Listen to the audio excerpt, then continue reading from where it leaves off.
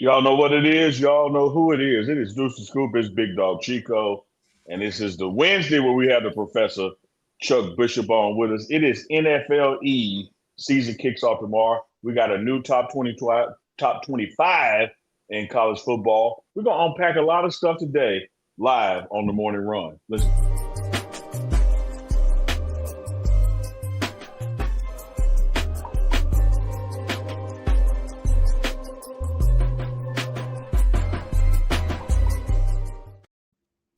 Man, that top 25, damn, they choked me like Melvin did Baby Boy. I like top 25. Like a Popeye's biscuit. Yeah, man, without the strawberry drink. Hello. Hey, if you're checking in with the chat, y'all know what to do, man. Tap in, let us know where you're watching from. Drop your name, drop your city, drop your area code. Do what you do. We see Portia. Why bet Harrison is in the building. Memphis 10, the Dirty Diamonds checking in. Debbie Garcia is in the building, checking in from Texas. Continue to let us know you're checking in from. It is the morning run. Deuce the Scoop is here. Big Dog Chico coming on a little bit, producing in the background. We got the Professor. Yes, sir. Dr. Charles Bishop from Inside the HB Sports Lab. So we're going to talk week one in HBCU land as well. But before we do any of that, Deuce the Scoop. Good morning, brother. What's going on with you? Man, not much, man. Just excited to be in the midst of football season, man. It's that time of year. Walked outside today, temperature-wise, felt a little bit of a little fall breeze today, a little bite like that hawk, stretching his wings a little bit. So it's gonna go fast. We beginning of September, what, 3rd, 4th today, something like that. This thing going by fast. August had somewhere to be. Like August came to win. August had somewhere to be. So now it's exciting to be back in football season, man, and I'm definitely excited about it. I think August has been listening to Deuce the Scoop because August said it don't take all month to do nothing. I'm out of here. Charles Bishop, the Professor. What's going on in your world, bro? Man, I tell you what, I'm like Dukes. We're inundated with football. I love it, and like you said, temperatures falling a little bit. In Houston, you get used to 90s on a constant, and 88 was good this morning. So, yeah, man, it ain't nothing like when that fall crisp is officially in the air, and you might smell a little barbecue in the air as well, a little charcoal, or somebody that used too much lighter fluid, and you be like, yeah, it's football time in America. We're going into week 2 of college football, week 0, week 1 behind us. But tomorrow night officially kicks off the NFL season. So for about the next 18 weeks, 20 weeks, man, we got football at each level. It's exciting times, great time to be alive.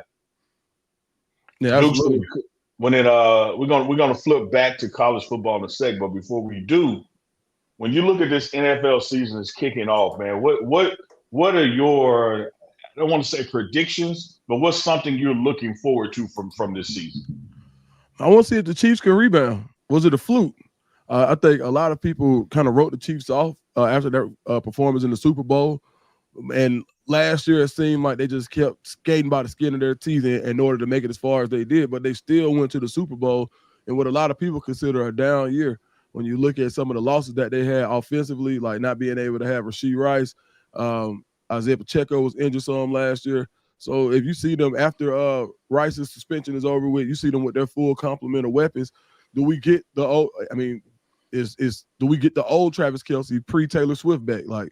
Or is that just who he is now? So I think the Chiefs are going to be a really compelling storyline for more on the field and off the field. I want to see if it's over. Yeah, one of those interesting about the Kelce Swift is it Swift or is it just Father Time? Because both of those things, kind of coincide. It's going to be an interesting thing to watch develop this season. Chuck, what are you looking forward to? Reigning MVP, Josh Allen. Can Buffalo get over the hump? I think that's the big thing for me when you take a look at and you talk about storylines. I follow them, of course, on Hard Knocks, and you get drawn in to a little bit to their inside look of the Buffalo Bills. So you start to wonder: is this the year that they finally figure out the riddle of the Sphinx? It is the Kansas City Chiefs, and the Baltimore Ravens, and that they actually make the push to get to the Super Bowl. I love it, man. Mine are twofold, fellas. Similar, exact, spot on with Dukes, and then similar to you, Chuck. For me, it's the Chiefs, but not, was it a fluke, whatever. Just hey, can they do what's only done one time before by the Buffalo Bills, and that's go 4 times in a row. Whether they win it, lose it, whatever, I think we forget because it's almost like the Bills in yesteryear with all those Hall of Famers. Because they didn't win one, you forget that they went 4 times in a row. The Chiefs have won a couple of those, but man, them dudes have been 3 times in a row, and this year will be setting up for the fourth.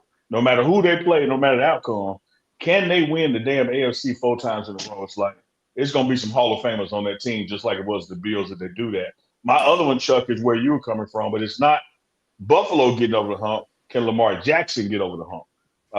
He's got the MVPs, he's got the yards, he's got the stats.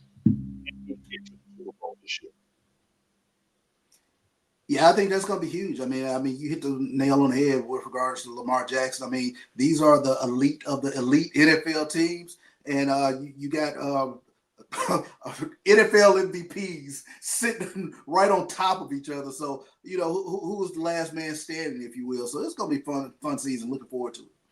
Yeah, it reminds me, if you flip it to basketball, Dukes, you look at the Chiefs, right? And been there 3 times in a row, and let's compare that to Jordan and the Bulls in the East. How many great Hall of Fame players did they keep out of it? How many guys never won a championship because they were playing the same time the Bulls had that dynasty? And that's what like the Chiefs have done to the AFC. The Bills are great. The Baltimore Ravens are great. In that same window of time, the Steelers have been great. But 20 years from now, we're gonna be talking about the Chiefs because they couldn't get over Jordan. Right. I mean, how much more do we talk about Dominique Wilkins if he would have made it out of the East a time or two?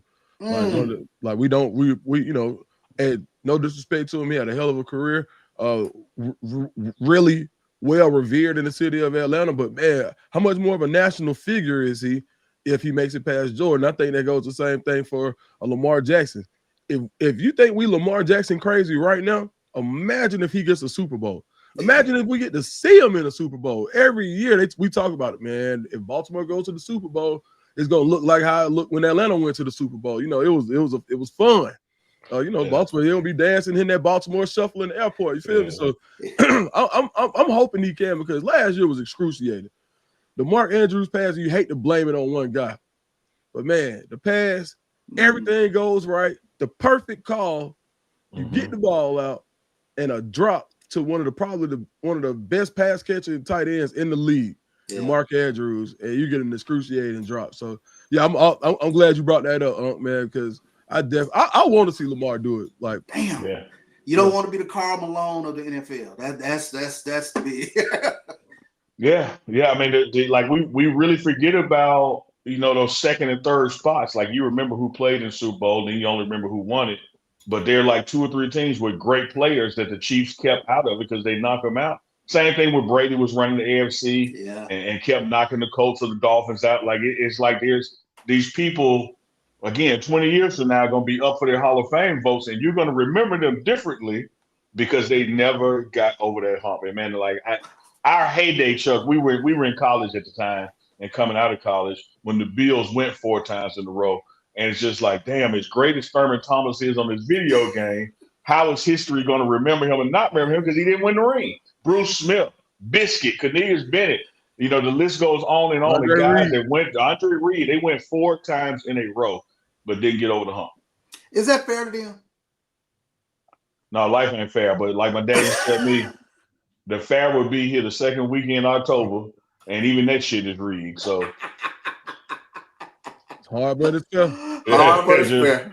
It is what it is. Speaking of hard but fair, fellas, we opened up college football week 1, with a real, truly announced who the top 25 are. Texas went in as that number 1. But when you talk about a damn shakeup, after 2 weeks playing college football, you could just make that ass paper and throw that list away because the order is totally flipped around. When you look at that top 25 now, do you see any glaring omissions or people who got treated wrong, or it is what it is? Probably a glaring, I don't know if it's an omission or not, if they're still in the top 25 now, but Alabama, listen, that they is failed to 21. They failed to 21. Yeah, so I mean, when you take a look at the expectations of what Roll Tide is and things of that nature, for them to fall as far as they've fallen, and that was impressive. I did not see Florida State getting that done. Yeah, Dukes. I'll probably say I don't think it's a hotter seat in America than the one in Tuscaloosa, Alabama. They hot. They hot. I was surprised. I thought they were going to account for themselves better than they did. I think Ole Miss may be a little bit underranked at 20. I think they got I think that quarterback is special. Simmons. Yeah, Austin Simmons. I call him David Simmons. I think that quarterback is special. He's going to do some really good things this year. And I think Auburn had a really good victory against Baylor. 2 touchdowns on the road where they didn't even pass the ball, and that's what they have. They literally ran the ball. I think they passed for 100 yards, and they got 3 potential at least day 2 picks at wide receiver. So for them to be able to adjust and run the ball, I think they're gonna be it gets weird in Auburn every few years. I don't know, like Kick City, it just gets weird. Like something weird happens in Auburn. This seems like one of those years where that Jordan Hare magic appears. So I would say that Auburn is outside looking in the top 25, but I wouldn't be surprised if they're in the top 25 after this week. What about the when you look at Miami Notre Dame, that game, right? We know the outcome of it, but both teams are still in the top 10. Yeah. I mean, it's one of those things, rock meets the hard place. What we always say, unstoppable force, immovable object. Somebody had to lose. But there's not really an indictment on either team. I don't think it's one of those things where you can't get too high or too low. Yeah. In my opinion. Or what you think, Chuck?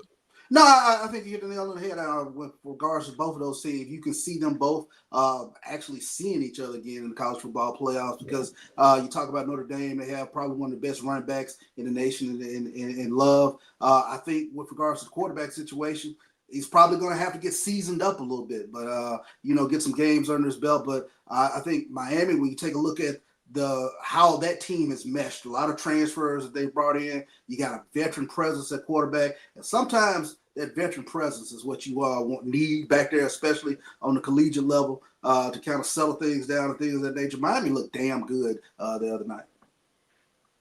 Yeah, they did. They did. I just, when you talk about human emotions, expectations, those kind of things, and you look at the fall that Alabama had from its loss to Florida State, but then those two, one of them had to lose, but they're still in the top 10. Going to be interesting.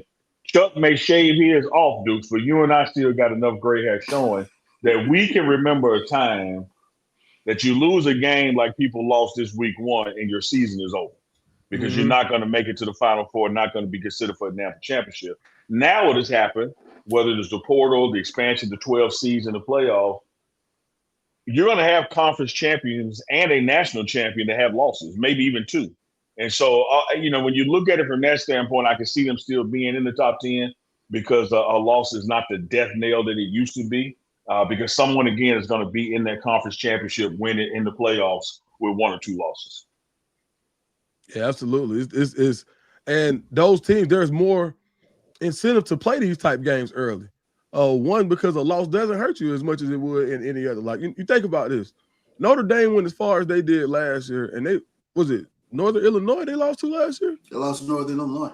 Yeah. So, if you get it, if you get the jitters out early enough in the year, if you can get it worked out by late September, early October, and you catch fire with this playoff system, it really won't matter. And I think that what I did see though, I did see a couple teams in the Big 12 that looked a little better than I thought they were. The TCU performance shocked me. Yeah. That performance shocked me, and it was, and I don't think it was just a scheme thing. They got it's the athletes that I saw that I said, okay, TCU has been putting in work for sure.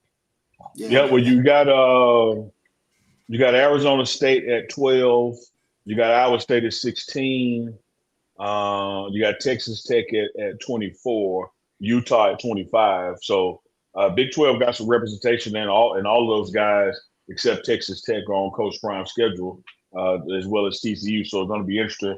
Some folks in the chat are saying Andre Walker and some other guys that the rankings are trash, is particularly this order early in the season. When do y'all think, oh man, Chico finally paid attention and we have to change subject.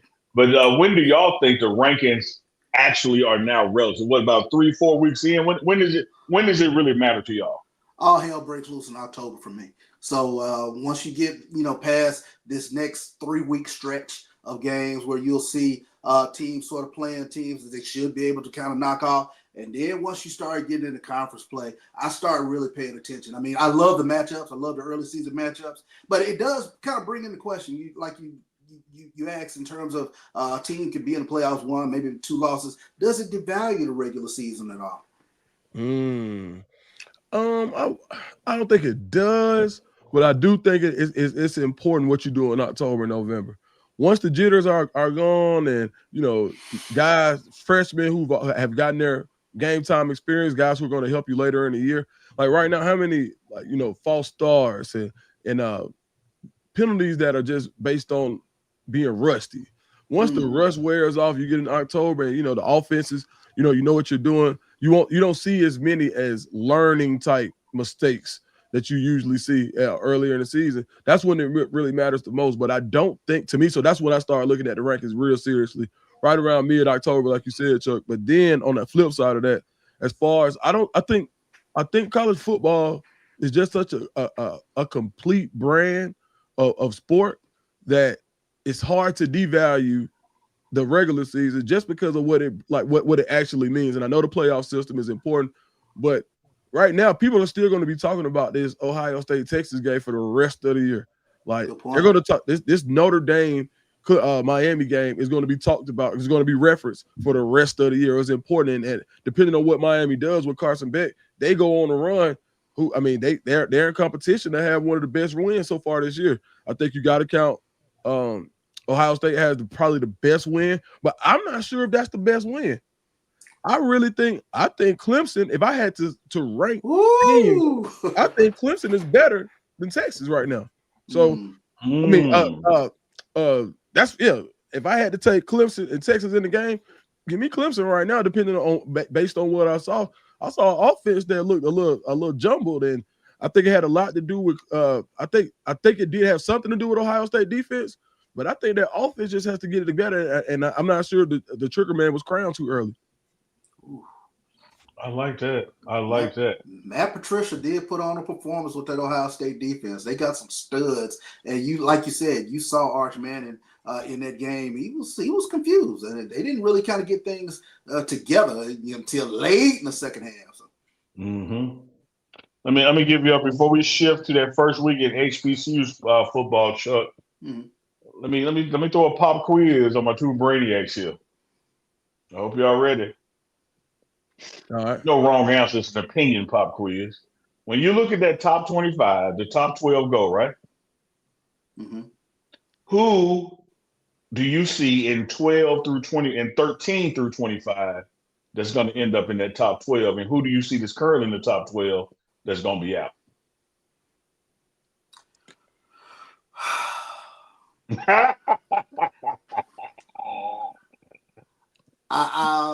You want me to go? I go and buy you some time. Man, go ahead. I'm again just picking one. There's probably gonna be more than one, but I'm just picking one. Give me South Carolina State out and Ole Miss in. Oh, I was gonna go Ole Miss in, but I'm gonna drop Illinois. Oh, okay. Yeah. And put it back up, Chico. Oh, he said he can't listen. Hold on, let me look. I think I'm gonna go. There we go. Appreciate it, Chico. Man, so where's Miami? Miami is 5, Clemson 8. Man, nobody's gonna SMU got a big game this weekend, but I feel like SMU just continues to win. That's all they keep doing is winning. In that conference, I can see them sneak in there again. Because right now they're at 17. All they got to do is hold serve, and they'll be there once again. So I like them, and I think as far as dropping out, I think South Carolina has all the potential in the world, but I just got to see it. That's why I'm at. That's why I picked them. That's why I stole on them first. So let me hit somebody. Did you take Arizona State too? No, I said because I was keeping somebody Big 12 in, so I said let me go Carolina out, Ole Miss in. They got a big matchup with Mississippi State this weekend, Arizona State. That's going to be kind of interesting as Arizona State, they travel to Starkville this weekend. Yeah. Oh, yeah. Yeah, anytime you gotta go see Levy, they gonna throw that ball a million times. A million times. That ball, yeah. So yeah, that is gonna be interesting to see how they account for that defense. I mean, how they account defensively for that air raid offense. All right, Deuce Scoop. It's on you. Man, Chuck, so HBCU football, we had some really interesting games. Talk to me about the highlights for week 1 in HBCU land. Yeah, I think you take a look at some games around the horn with week 1. I think number one, even though in a loss, what jumps out is Alabama State playing UAB as tough as they played. Anytime you have a FCS versus FBS matchup, normally things kind of go south, as quick as the second quarter. But Andrew Body put on a show. Talking about total offense of over 400 some odd yards, threw for 300 some odd yards, ran for another 100 yards. And there were times he was just very unstoppable in that game. And it throws out. It was a statement. It was sort of throwing the gauntlet down, like Alabama State is not going to back up to the Florida A&Ms and the Jackson States of this upcoming season. So it poses a very interesting game October 11th when Alabama State visits Jackson State. So Andrew Body, definitely, he got my game ball this past weekend with regards to his performance. You take a look at some other ones. We talked about Florida A&M. I don't think a lot of people picked Howard to knock them off down in the Orange Blossom Classic. Howard beats Florida A&M on a last-second field goal. And the big takeaway from this game, Orange Blossom Classic is down there in Miami in front of Partisan, Florida A&M crowd. Howard goes down there and gets the job done. And really, Florida A&M just didn't look good in that game. Offense struggled mightily to move the football. And Howard, when they really needed to make plays, they were able to get a last fourth quarter drive to really put them in position to get the game-winning field goal. So, and that was a huge takeaway because Howard was picked to finish 5th in the MEAC. So that's a big win. Big win. Another one that I was here and covered that game was Texas Southern Prairie View. Prairie View's been kind of what we called sort of the it team. Tremaine Jackson coming over from Valdosta State led them to the Division II National Championship game. Prairie View picks him up. And he has really installed something different in that Prairie View fan base. They're loving what he was doing. Huge game. You take on a rival game 1 at Texas Southern in Texas Southern's home stadium. And Prairie View, game-winning touchdown on the last play of the game. The crowd went crazy. 20,000 people in the stands, which is tremendous for Labor Day Classic, Texas Southern Prairie View. But it's one of those program-defining wins. In that the storyline of this game was, Cam Peters, the quarterback, called the last play. And that says something when the coach allows the quarterback to say, okay, if that's what you see, go with it. And he talked about that in the post-game presser. They motioned the man out, took the safety out of the box. He got the one-on-one with the linebacker on the slot, and he found the right man. Touchdown, Prairie View. Huge win for them in the game 1. Dukes, Chuck. I'm going to start where Chuck ended and start where Chuck began. Because make no mistake about it. This is who will repeat as SWAC champions. Make no mistake about it. However, I told Chuck last year, and he agreed. I don't know if he's going to agree with me live right now, but he agreed. Jackson State winning last year in the fashion they won was one thing, but Jackson State's domination last year, had a lot to do with it was a heavily down year for quarterbacks across the league. Just about every team we were facing, we were looking at their second, maybe even third string quarterback. Well, this year, got a lot of guys back healthy. And you look at what Body did against UAB, everybody always wants to make Jackson State and FAMU be in this battle for the East. With a healthy quarterback and this being a quarterback-driven league, I'm saying that Alabama State game versus JSU, that's going to be the game for who comes out the East. I mean, I think a lot of eyes are going to be on that game. Coincidentally, it's Jackson State's homecoming. Alabama State will be coming in. But like you mentioned, Neely, last year was a real unicorn season. You saw a lot of quarterbacks go down in HBCU football, and you started looking at a lot of games where you're playing the second string or even the third string. Alabama State last year was playing a quarterback that was a converted receiver. And, they were right there in a lot of games. Really, championship level defense just didn't have the offense. But, Andrew Body came into this season saying Alabama State's offense is going to be the greatest show on turf. And, you kind of looked at it like, yeah, really? I haven't seen that out of Alabama State. But huge statement in a loss to UAB. And, ball bounces your way a couple of times. You never know how that game might turn out. Man, I was just looking at some stats. Now this guy hadn't been on my radar, but Ahmad Miller got off for Jackson State. So, man, Chuck, if you could, man, talk to me about a little bit about Ahmad Miller. The man had 172 yards on 10 carries. Talk to me about Mr. Miller and what he brings to the table. Yeah, I've been waiting for a breakout for Ahmad Miller. You talk about he's been kind of snake bitten, had some injuries, but for a little brother of Aubrey Miller, former SWAC Defensive Player of the Year, but he's a stud. I mean, when he gets the ball, he's coming downhill with bad intentions. And I always say this: the DNA of a Jackson State football team is a nasty offensive line. And they always have studs in the backfield that come downfield hard and can get you 1,000 yards. And Ahmad Miller fits the bill. But the even scarier part with regards to Jackson State is they got a running back room full of those type guys. Coach T.C. Taylor mentioned you didn't even see Nate Blunt in this game. He's another one that they're very high on. Travis Terrell, the jitterbug running back, he got hurt first play of the game. So by default, Ahmad Miller took things on his back, and I tell you what, Jackson State, you have to pay attention to them because their offensive line will wear you down during the course of the game. Very power back centric, and eventually things broke Jackson State's way in the second half, and they were able to win the line of scrimmage. And you saw what Ahmad Miller could do. He broke one. Yeah, man. I'm gonna tell you, Chuck, career, man. South Side, baby. Chuck, if my respect for your education, PhD, my respect for your acumen that you bring to the table is the only thing that stopped me from hitting a major pause when you said coming downhill hard. Like, Chuck, you just I gave you a freebie on that. I just had to hit you with the smirk. I was like, Chucky,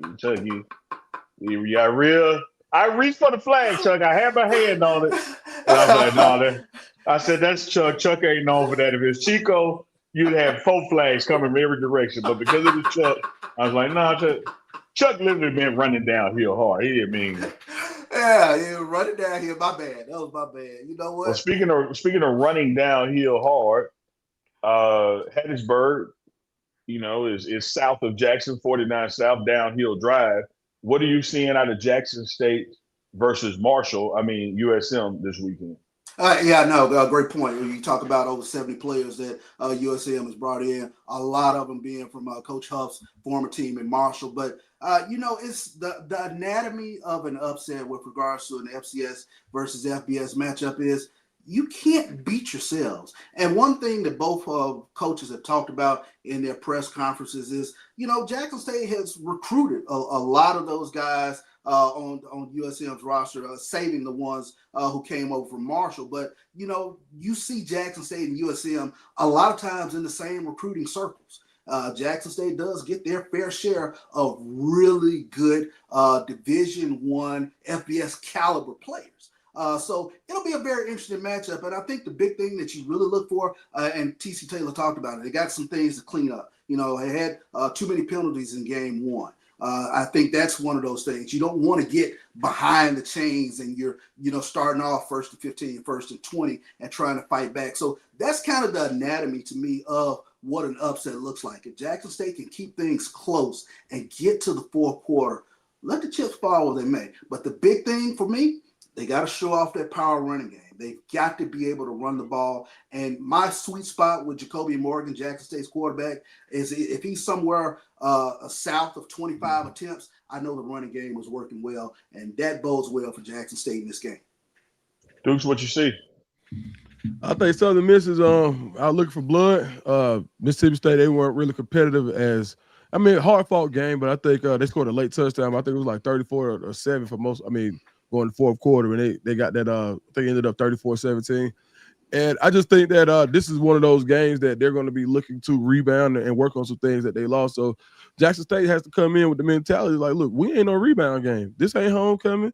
We deserve to be on this field just like you do. And if you think that, and I think you get an opportunity to catch a team pressing.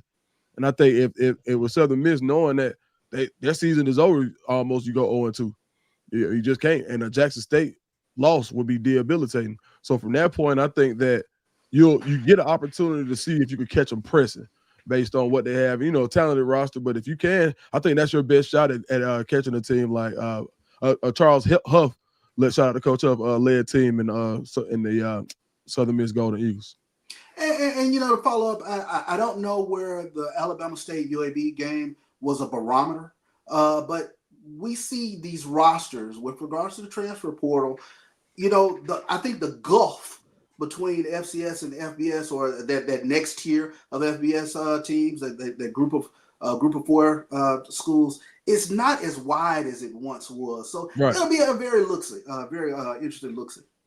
Yeah, I think that because of that, Chuck and Dukes, because that gulf has narrowed because of the portal, I think that this will be, regardless of the outcome, from a point differential, this will be one of the tougher, more closer matchups as we've seen in the decades that this game has taken place. I'll go back to the first time in our time, Chuck. We had that world-renowned defense with the Connors out there and took out their starting quarterback, and they brought in a freshman, Brett Favre, to win the game. Very close game all the way throughout. Some other times there have been quote-unquote blowouts, but it wasn't a blowout the first two quarters. Yeah. And so what I'm looking for is not only what you're saying about that run game, which is predicated on successful offensive line play, how long can that offensive line hold up?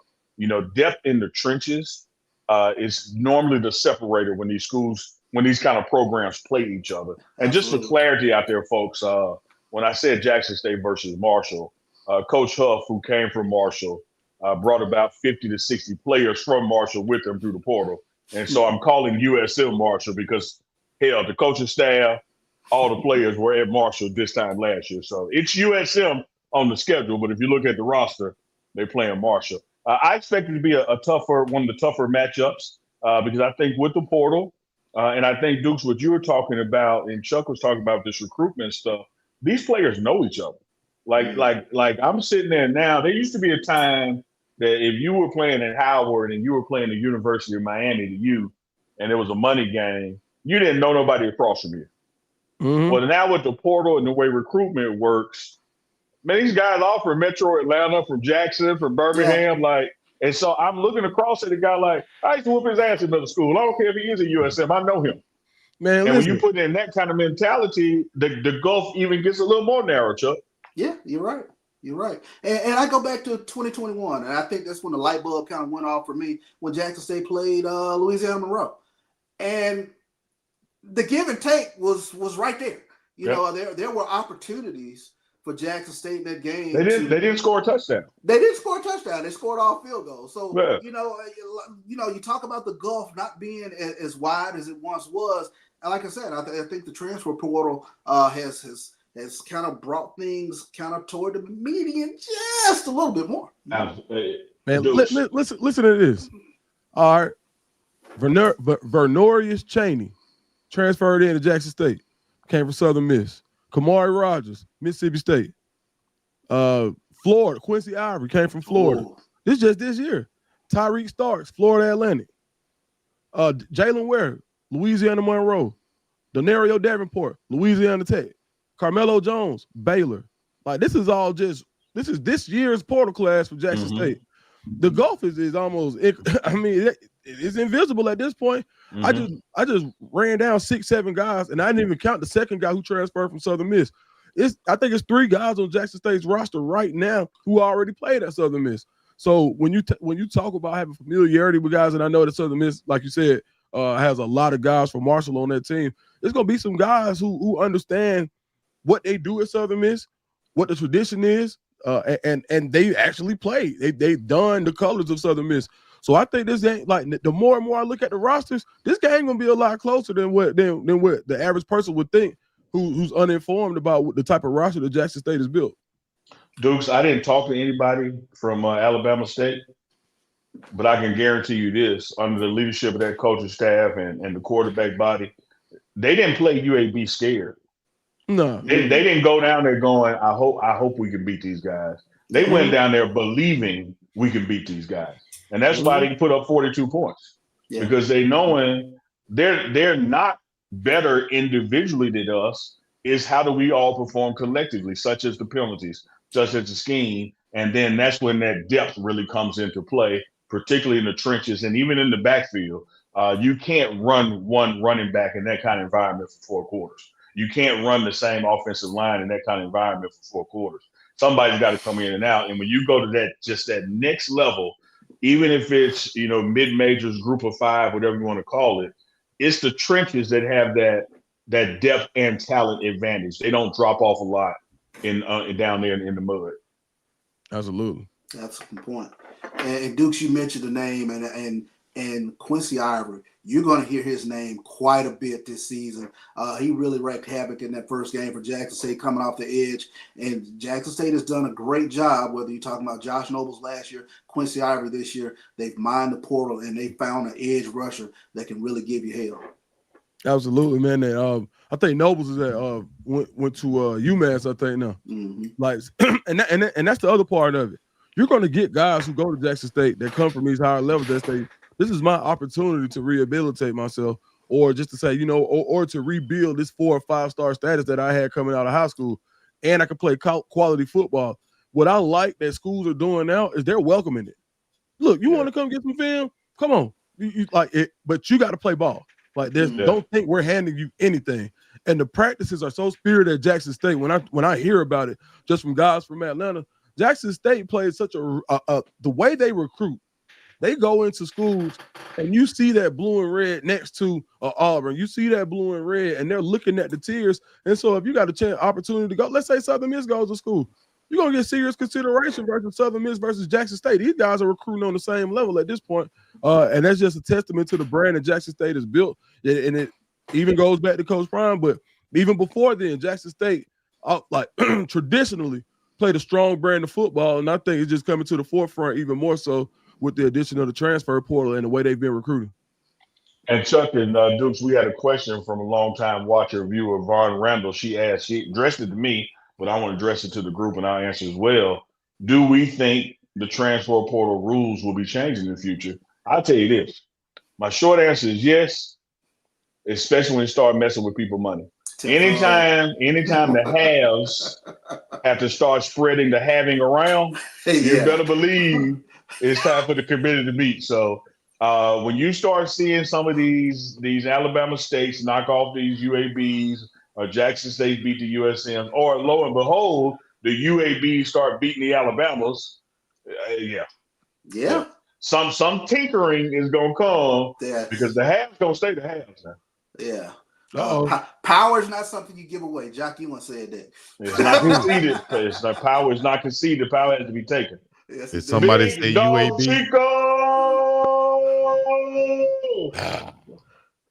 Did somebody say UAB? Yeah, you need a Bible. My bad. Sorry, guys. I couldn't get my lace front finished today, so it might be better tomorrow. Anyways, appreciate y'all holding it down. You coming here looking like ODB, baby. I thought that was ODB talk on here.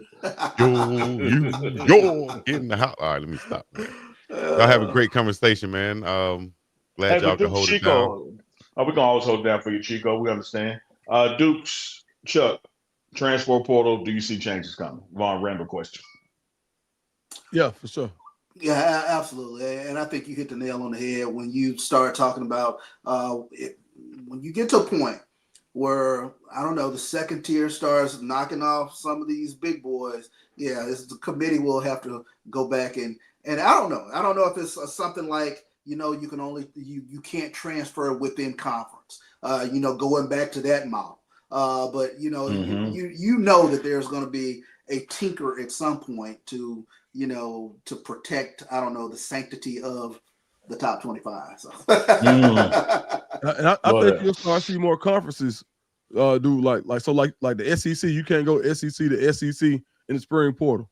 So I think more conferences will step in and say, you know what, we don't have to wait on the federal government. We can just do this. We don't have to wait on the NCAA. We can do this ourselves. The SEC says we're killing our spring games from poaching because guys will just jump in the portal and then go and have the same opportunities here and be able to stay in our region. Well, that's not going to work for us. So either you go in December or you can't come to another one of our schools.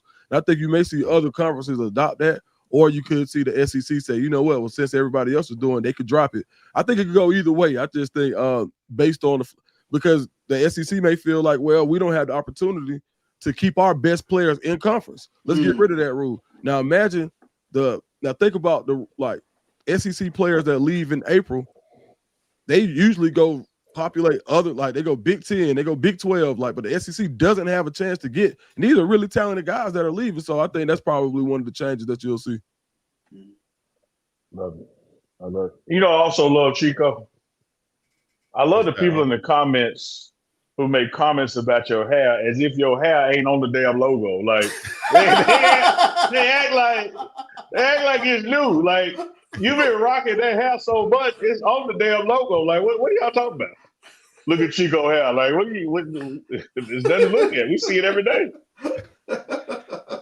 Do we have a problem? I got a problem. Let me know. It's all right. Man. Hey, man. I was trying to listen in, but I had some things going on in the background. I see you guys cover the NFL and the top 25. Y'all talking about the transfer portal and things right now. Did y'all ask about conference, them bringing the conferences together and making super conferences? What do y'all think about that? No, we hadn't touched on that, but there's another thing I think is going to happen because it's going to be money driven. I think that the Dukes, whether this is 4 years from now or 40 years from now, with linear TV as we know it being on life support and streaming taking over, that you're going to have to find a ways to get more and more content out there in different venues. And so I could easily see the All-State West versus the State Farm East. And you got 30 on one side, 30 on the other. Because money is going to drive this thing, and the money comes from eyeballs, and the eyeballs comes from now devices, not just TV. So there's going to be major conference shift. You look at all these conferences who got these numbers in the name, like the Big 10, the Big 12, and hell, there's 20 people in it. Right. It's already sitting there. We don't, and you got conferences where you go from Palo Alto, California to New Jersey to play volleyball. So let's stop playing like this stuff is about, classroom student athletes, because these teams outside of football are on the road a long time to cover their sports because these conferences go across the nation. And one of the things you can do to ease the budgets, something we talk about all the time, Dukes, Chico, is now that I'm making it, how do I keep more of it? Well, one way to keep more of it is travel shorter. And so when you take the Mississippi River and just say, hey, this side, State Farm West, this side, All-State East, let them two companies put all the money up. The best 30-30 play each other, and we take the top 15 out of this. That kind of thing can easily happen with dollars behind it. To me, it's a win, not an if. But let me ask this question, just from a public relations standpoint. The purists will lose their mind in regards to you splitting the nation right down the Mississippi River, a State Farm West, All-State East. How much PR hit, or do you think that even matters at this point? Well, they're gonna probably have to take it. Let me tell you what's gonna happen. We four brothers from the South. No matter which way you divide it, you can go across the nation with the Mason-Dixon line. You can go across the nation with the river. The South don't dominate. Yeah. So you're gonna have to find a way to break up the South and have enough Southern schools on both sides of the aisle, because you got to gerrymander it. yeah, it just is what it is. And when you talk about the purists losing their mind, when Bear Bryant got brothers on the team, they lost their mind. Mind losing is part of the equation, but dollar making is the big equation. That's the big equation. You're right about that. No, I agree. I think so. Man, you remember back in the day, you go to the playground or you go to the pickup basketball court, and basically you got two dudes, and the two best guys usually make the rules. Everybody's trying to get on their team, and they kind of dictate what's going on, because you got the two best guys out there.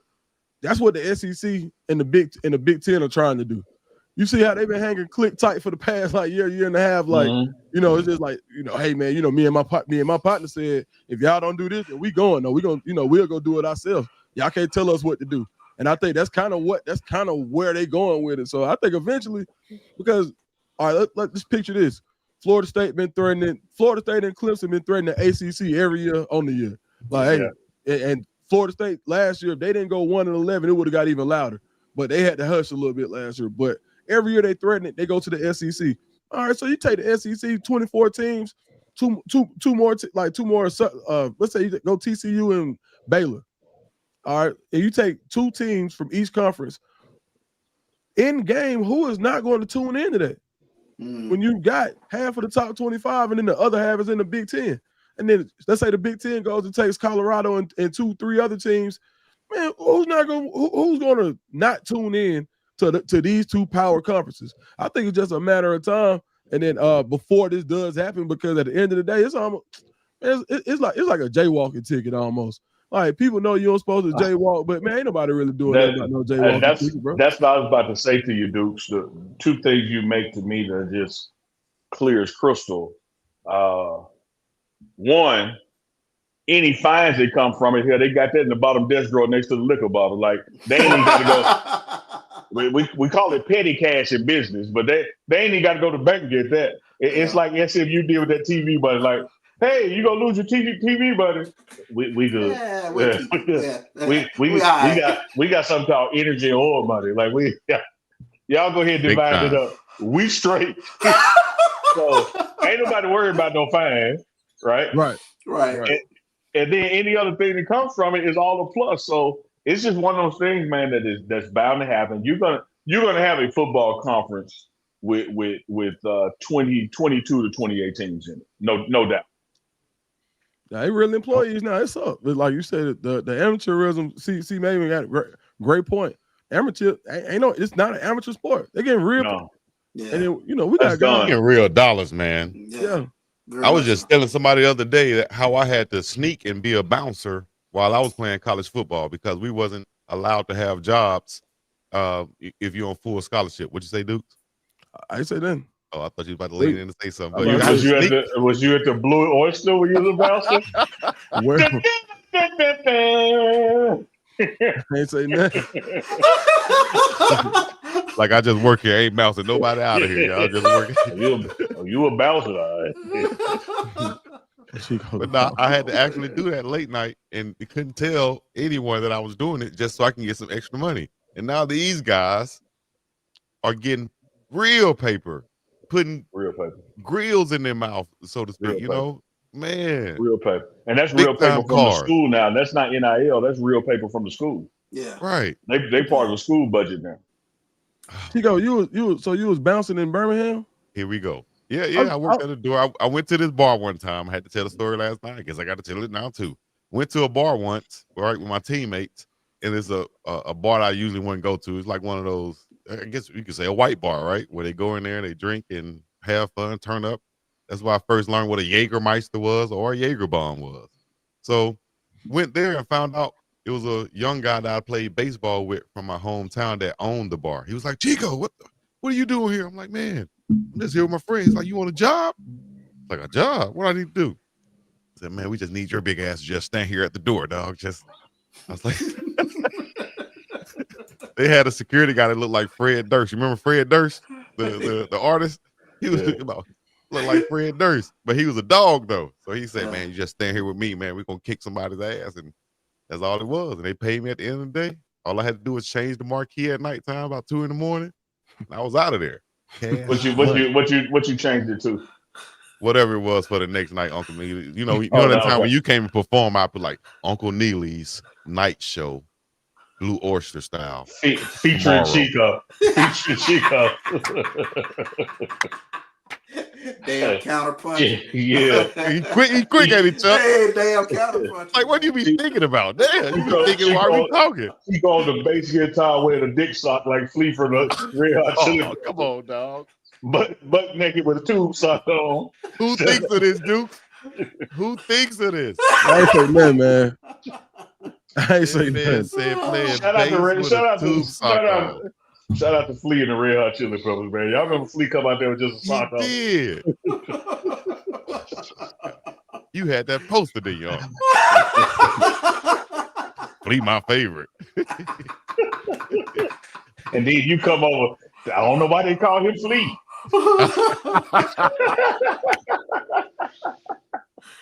Wow. Unbelievable. Unbelievable. All right. I So that got was my a question for story. y'all, man. I got a question for y'all. Speaking of money and hiding money and sneaking money, man, did you see what they said the LA Clippers done did with Kawhi? I saw that. Man, I was a little I bit of read the that. story. They said they paid that man $28 million off the books for a no-show job like the Mafia be doing. Hello. Had him part of like a lawn care tree service, funneling him $28 million off the books, and he ain't did no work, no advertising, no nothing. Well, And they said it was a fraudulent company that was owned by The the owner of the owner. team. Yeah. So basically, they were able to give him the $28 million without it counting against the salary cap, is what I'm understanding. Absolutely. Pablo Torre has to be public enemy number one because he uncovers this stuff. God. Yo, like somebody, man, he need to lock his doors tonight. Somebody go get him. He playing with major money now, Chico. Right. Like Yeah. you, like you messing up. You mess up somebody 28,000. You mess up somebody 28 million. Yeah. Pablo Torre. That boy Pablo, bombshell report. Yeah. Shout out to Pablo, man. Man, you know what's crazy? I got a chance to holler at him last year, and I was wondering, I'm like, man, this not my type of investigative reporting. Like somebody do something to me. I don't know how he gets away with it. Like you remember, like North Carolina, like man, he was going in on Bill Belichick. You remember, like this was this year. Like Pablo, but the show is Pablo Torre. What finds out? That's it. But let me say this, guys, and this is one half of an investigation. Of course, the Clippers and Kawhi have a right to respond, and that response will be shared with y'all the same level this one is shared. But I got to say this, generally speaking, when stuff like this happens and it becomes breaking news, everybody been doing it. Like to some degree.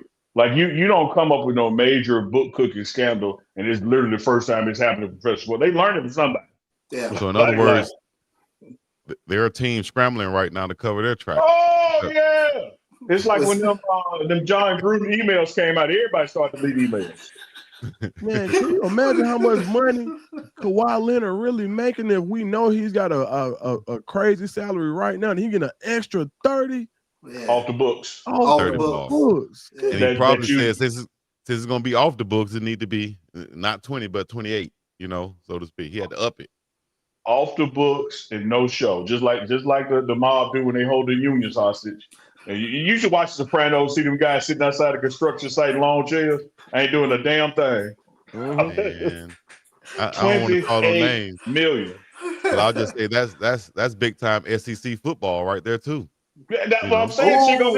This ain't new. Yeah. Hell, nothing innovative. They just got alleged or caught. Like this. Watch how deep this rabbit hole goes. Oh gosh. Good point. Great point, Andre Walker. Omar coming, y'all.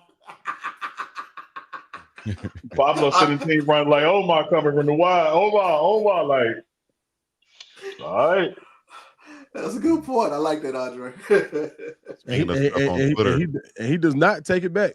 Yeah, no, he does not. Right. Yeah, man, that was breaking news. I saw it this morning. I was like, my Lord. Shout out to Bill Belichick because Chuck dressed like him today. Got the hoodie on. We see you, Chuck. we see you dressed like your boy, Chuck. Got that Bill Belichick swag. Yeah. I know, right? Somebody said his 24-year-old girlfriend came up to him during the game or before the game and asked him for $20 for the concession stand. Come on, y'all. Wow. Well, y'all bug wild, man. Come on, Bill like that, man. That's crazy. Chat is Bill living the life. Man, I get 20 for the concession stand. No, damn well it was 40. Right. I just gave you 40 last night. Yeah. Walk away. Classic. Walk away. That's wrong, man. That's wrong. Hey, did y'all talk Colorado Buffaloes? Did I miss it? Yeah, we ain't talking about Yeah, not in depth. We just talked about the Big 12. We talked about the Big 12 teams that are in the top 25. Okay. That Colorado has to face. Well, Colorado. Chuck, I will tell you this before we go there for that bounce back against Delaware. Chuck, we got Coach Barlow in the morning run tomorrow. Nice. Tennessee State head coach Reggie Barlow will be joining the morning run. Y'all make sure y'all tune into that. Legendary guy from Montgomery, from Chico's home state of Bama, played receiver at Jacksonville, historic coach, won like XFL, USFL, whatever it's called, Coach of the Year, and then chose to take his talents to Tennessee State and Nashville. We got a big audience with the TMR in the Memphis, Nashville area, so y'all make sure y'all check out Coach Barlow tomorrow in the morning run. Good opening week win against North Carolina A&T. They're trying to bounce back and get back in the thick of things, but he has a running back, Kendrick Rhymes, transfer from Southern, and Rhymes can get after it. He can go. So Tennessee State's going to be formidable up there in the OVC this year. Yeah, he won that John Merritt Classic against North Carolina A&T, and now he's got North Dakota State, a powerhouse, coming to him at Nashville. So we're going to talk about both games you guys coming up and what he looks for trying to rebuild and maintain at Tennessee State, man. Man, Chuck, I got to ask you something. Every year growing up, my favorite game was the 100 Black Men Classic in Atlanta. Tennessee State, FAMU, dog, it was unbelievable. The amount of talent on the field and off the field. The talent in the stands, A1. I would say that. Yeah. Why did that game fall apart? Oh, that's a good question, and I think some of it, without just getting super in depth, is Tennessee State trying to, for lack of better words, make their way within the OVC ranks and things of that nature. And although that was a great HBCU rivalry, I'm sure Florida A&M, they missed that rivalry, especially meeting in Atlanta, where you got this bevy of talent that you can, really showcase your university. I think through the years, Tennessee State has really wanted to make more of an imprint with regards to FCS football versus quote unquote playing primarily HBCU team. So I think that's one of, a slight reason as to why that game kind of went in a different direction. But you starting to see Tennessee State, especially now, they know that their crowd they had a good crowd this past weekend against North Carolina A&T. Southern Heritage Classic, of course, always a huge turnout for the Tennessee State fan base. So you never know what might happen, especially in this transactional world that we see with regards to conference realignment in terms of what Tennessee State might do in the next 4 or 40 years, as Neely says. But I think you're going to see, especially going to a 12-game schedule, them trying to get another HBCU team on their schedule to really, satisfy, the customers. I like that. Hey, and Cordarius, just like Bill Belichick, Chuck here said they ain't hooked up either. He just walking around with it all, man. Trying to look like he's running shit. Ain't doing a damn thing. I like walking around the house with my headset on, man. Mike Tirico. When to take the shit out the microwave too soon, you throw the headset down. I'm like, hey, I got my spotter chart in my hand. I'm shaking it around with my headset. Yeah. Chico said here, come over and be your get back coach. I appreciate that, Chico. That's how them truckers be walking in the 7-Eleven right there. I know, right? Man, get the headset off, dog. Exactly. Talking loud as hell. Huh? Have a whole damn conversation. Take the headset off, dog. All right, well, talk about the bounce back, man. Getting back right. The guys back at practice, getting there,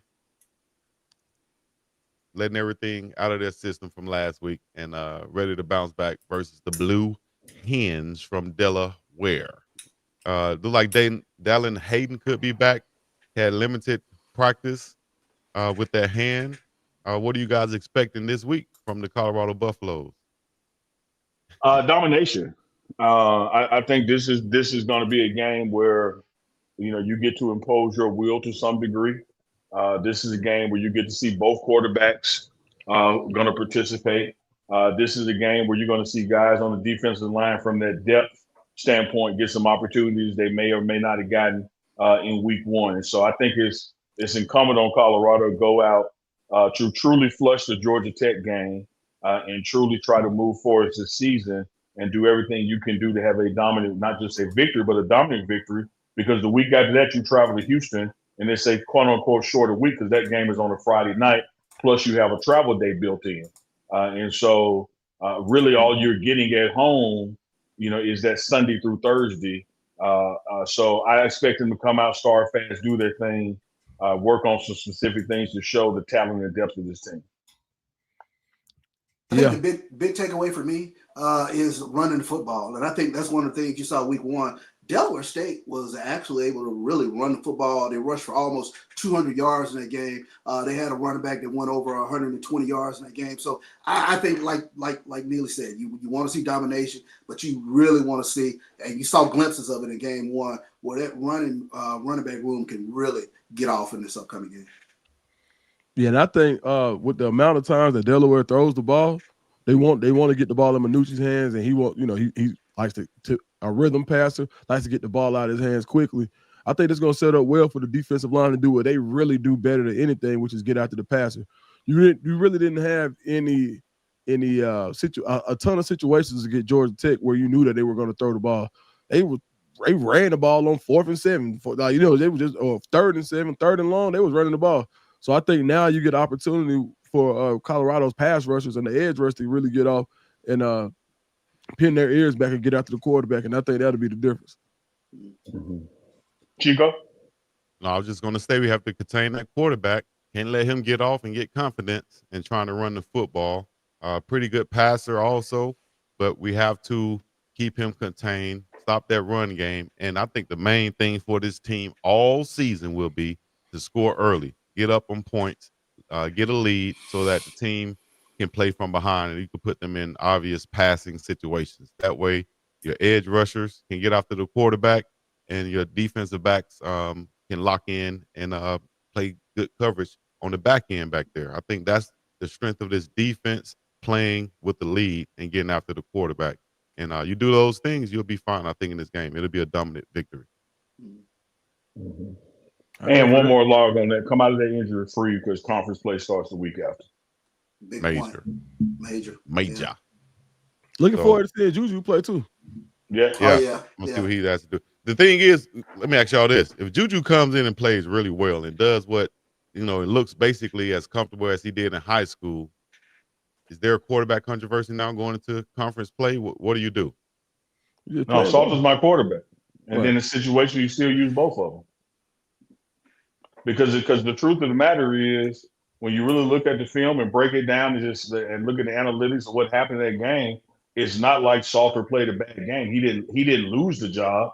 This is just an opportunity with this next opponent that if things go well, that you will have the opportunity to play both and get the freshman his shots and keep him warm and see what he gets to do in game situations. Because one thing you have not seen yet, you haven't seen Juju play in a collegiate game yet.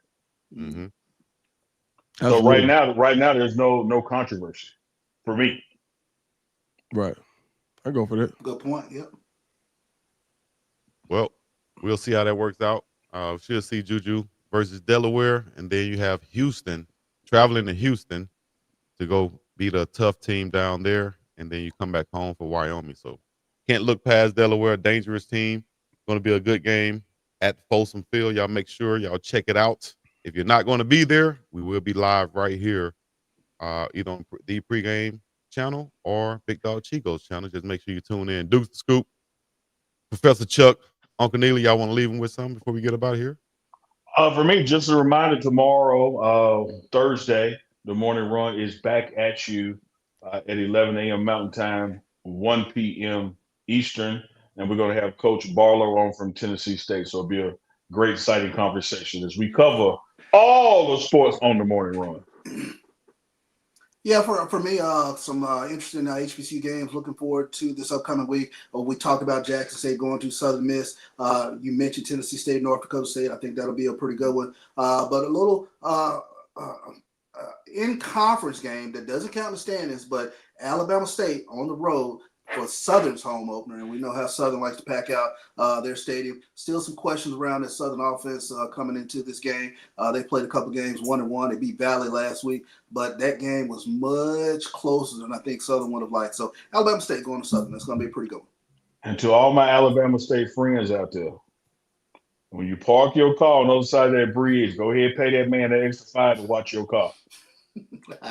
I'm telling you, it's the best $5 you're going to ever spend, because if you don't get that man that money, either your car gone or the shit that was in your car gone. There Yeah. you go. Because he can call his little YNs and be like, hey, they didn't pay the 5 YNs. Come get them. Free game. Free Free game. game. Yes, indeed. That used to be like that. It used to be like that outside of but Legion Field in Birmingham, Alabama, which was nestled inside the projects. So you had to definitely pay to park on people's lawn and pay the guy outside to wash the car. So we understand that. All right, Frontier Airlines. I don't think the word nestled in projects has ever been used in the same sentence before. That was well done, Chico. Yeah, nestled right there in the projects. Damn. You got the vision though, didn't you? You got the vision. I've been there. I know what you're talking about. Okay. It's 20 to park the car, but you better get that man 25 because that was just for the parking, not for security. Yeah. You like, damn. You know what? It makes sense. Might as well do it. Hey, look, I told y'all Chico be playing crazy. He just be playing crazy. The man said nestled. I ain't mad at that. Nestled, exactly. I love it. Chico just be playing crazy. And Carter Miller, man, we appreciate you. Appreciate Chuck being here. And keep in mind, Chuck will be here every other Wednesday. And if you have problems keeping up with it, on the Mondays that Carl Reed is on, Chuck is on that subsequent Wednesday. So it's something like the first and third Wednesdays on. But you can also catch him on Sunday nights, Unc and Chico Live, and as well as Sunday, Tuesday, Thursdays on Inside the HBCU Sports Lab, as well as Swag TV's new Roku channel, all that. I think Chuck Jamaican. He ain't got no dreadlocks, but I think he's Jamaican because he work every day, bro. I know, right? Exactly. We doing play-by-play for Swag TV. So got a few Mississippi Valley State games all morning, and Jack State Valley game on the docket this season for me. So. On the docket. He nestled in the projects on the docket.